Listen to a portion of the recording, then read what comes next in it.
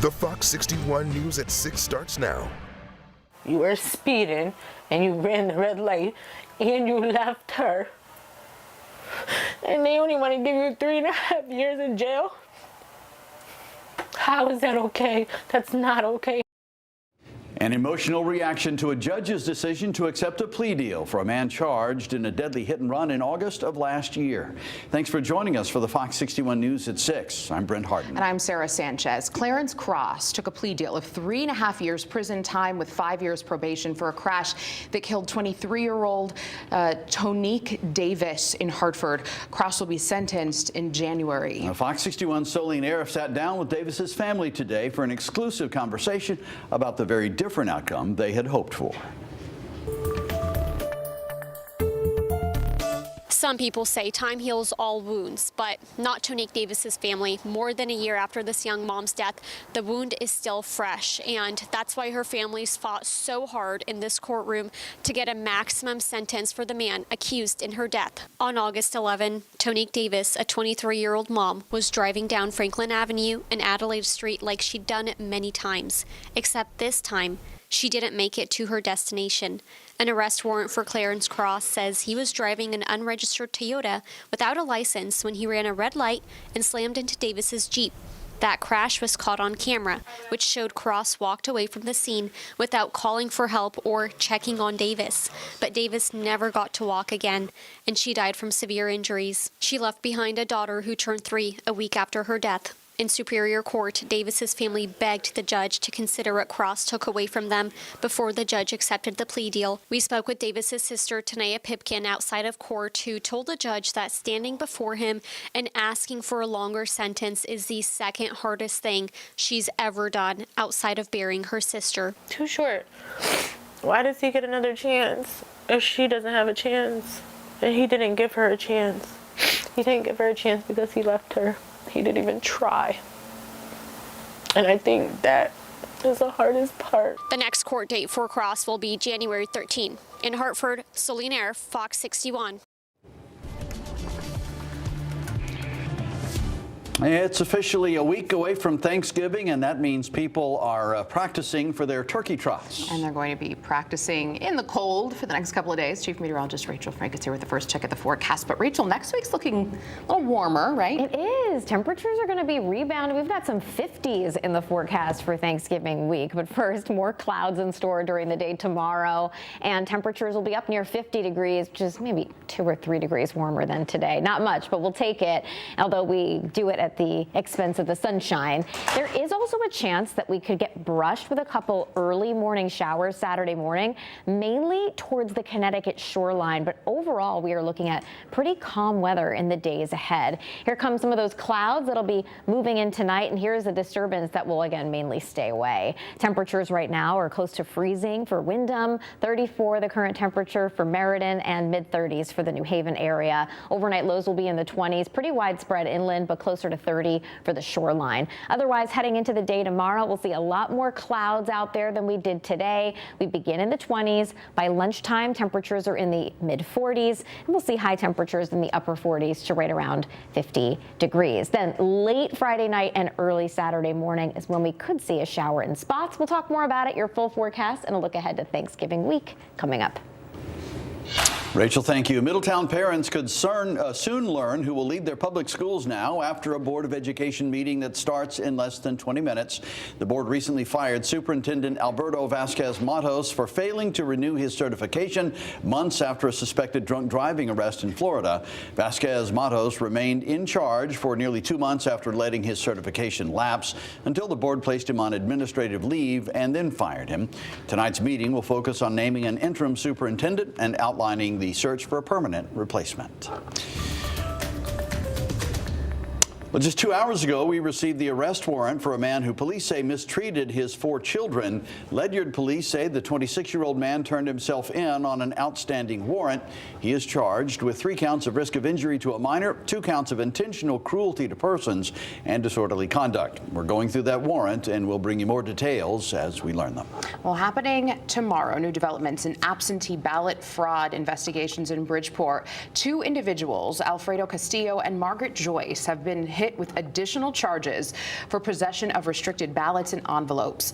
Both were arrested this week, and they're scheduled to appear in Bridgeport Superior Court tomorrow.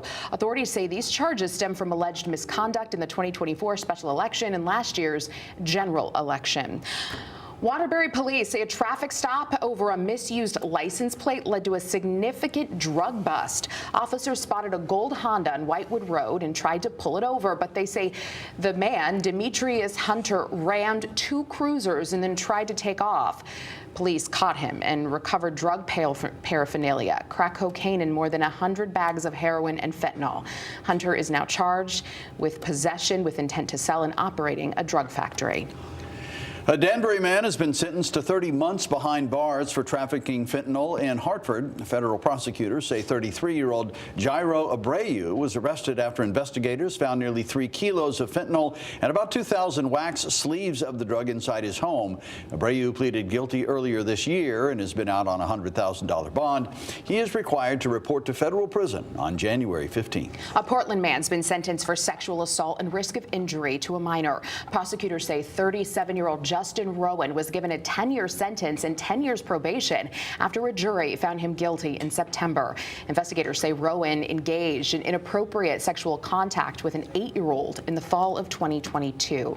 New London police have arrested Miguel Vega in connection with the shots fired incident from August 22nd at an Eastern Avenue home there.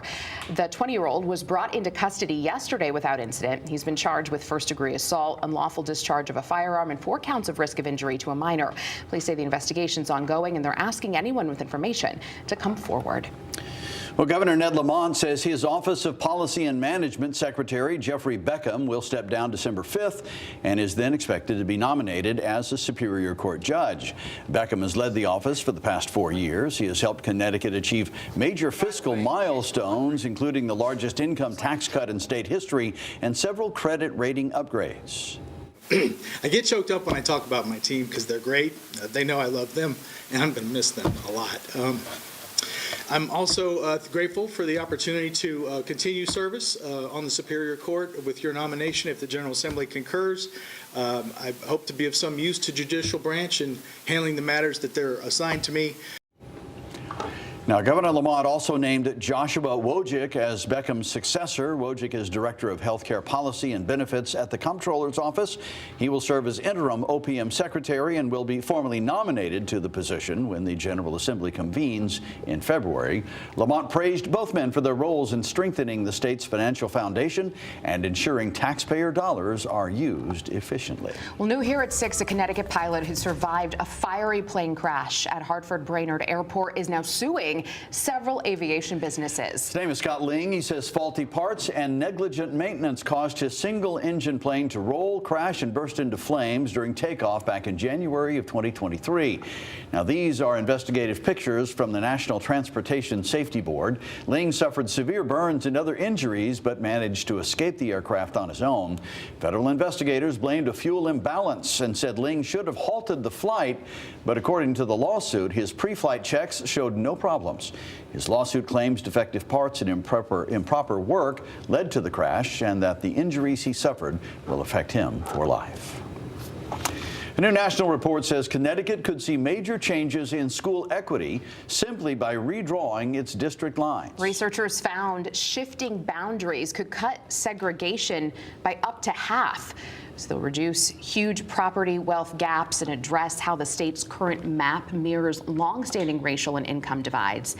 Much of that inequality, the report notes, comes from a system that relies heavily on local property taxes to fund schools. One proposed solution is a district merger model. The analysis shows it could improve tax-based fairness by nearly 80% and create more balanced integrated districts, all while allowing students to stay in their same schools under a larger district structure. The report argues that with the right boundaries, Connecticut could dramatically expand opportunity for students across the state. Rita Hester was a black transgender woman from Hartford, Connecticut, who sparked the first Transgender Day of Remembrance when she was murdered in Austin, Massachusetts. Community activists gathered in Hartford to mark Transgender Day of Remembrance, and they came together to honor lives lost to anti-transgender violence, including Rita Hester, a black transgender woman whose murder in 1998 sparked this national observance. Fox 61's Alicia Hercules spoke with people at the event about their message of remembrance and resilience. More than 25 years after Rita Hester's death, people gathered to honor her legacy and their own loved ones who they've lost. People should be people and loved as such. Lynn Waters is at City Hall to remember her daughter, Tia L. Waters, also known as Bubblicious. Her name Bubblicious, she was Bubblicious. There was no place that she didn't go that she didn't want to stand out in. Waters says her daughter was an activist, fashion designer, and drag artist. Bubblicious died in October of last year. Her mother says she touched the lives of many. I've had people that I didn't know come up and say that in talking to her, she saved their life. Ephraim Adams, the organizer of the event, says none of this would be possible without Rita Hester. And it's her murder that sparked the first Transgender Day of Remembrance in 1998. He is also honoring his auntie, Savannah Rose Rivers Amore, who died last year. He says she was memorialized as a man, something he now raises awareness about. So something we can discuss is accessible estate planning. What legal documents does the community need to have some type of control over their legacies, to be respected as to who they are? Adams says he misses his auntie dearly, but finds comfort in something she always told him. Why blend when you can stand out and stand up for something? Community activists also collected clothing and food donations to distribute to local shelters. In Hartford, Alicia Hercules, Fox 61.